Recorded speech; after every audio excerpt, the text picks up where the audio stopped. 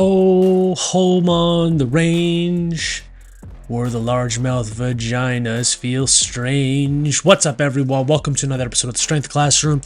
Today I'm showing you a dynamic effort lower body workout, starting off with some snatch grip high pulls. As you will see in a future workout, I am able to do some variations of this exercise where you like tweak your form a little bit, and I think I'm liking it more. But this is like my standard form, what I've always been doing. And it works, obviously. There's a full video, but I filmed a video on how to do snatch grip high pulls, how to first implement them, what form cues you want to go with. This is not something I'd typically do. This is about as heavy as I'd go. This is 250 for 7. And it's about the heaviest I'd go on snatch grip high pulls.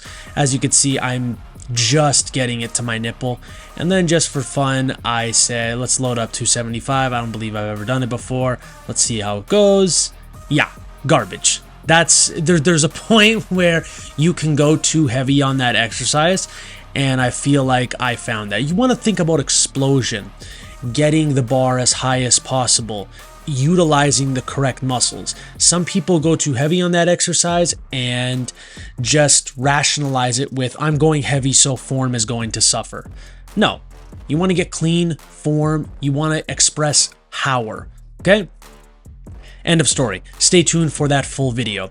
Then there is the box squats. This is week 3 of the wave to a roughly 12-inch box, 6 sets of 3. 280 pounds with green bands. Speed is looking good. It's not going to be like rocket speed because it is week 3 and I am going a little bit heavier. So this would be on the strength speed side of the curve. Still working velocity, speed, whatever, but it's not as fast as it would be compared to, let's say, week 1. Then this is a good variation if you have a sandbag. It's just basically, it's like a zercher, except your arms and your upper back are worked differently.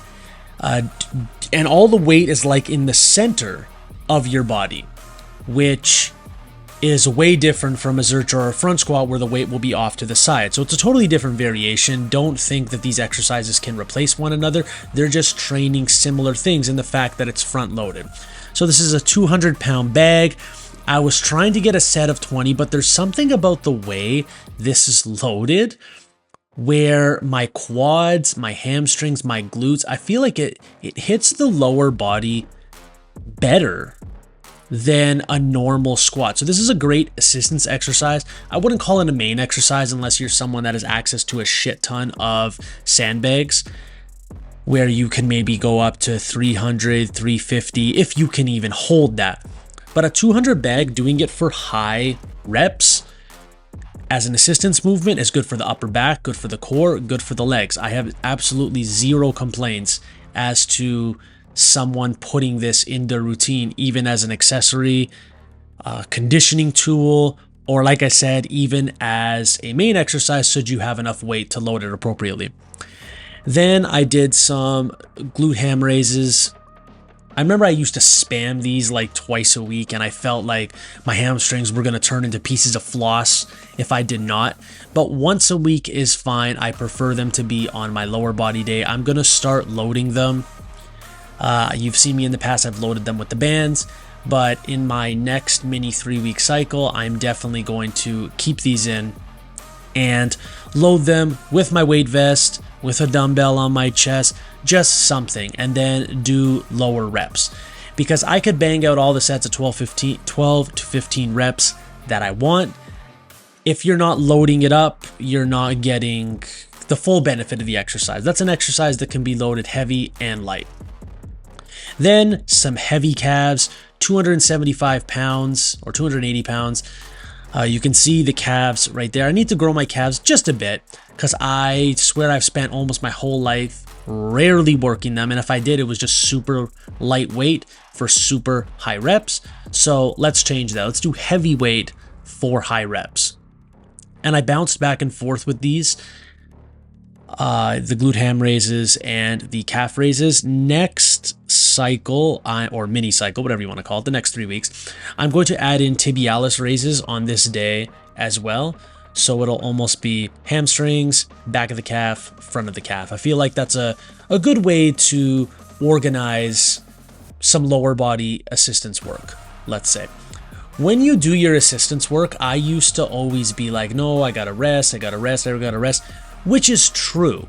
But if you're just doing assistance work for the sake of assistance work, in order to strengthen the muscle, especially if it's later in your workout, you don't need to rest that long. Like, you can rest about a minute between exercises.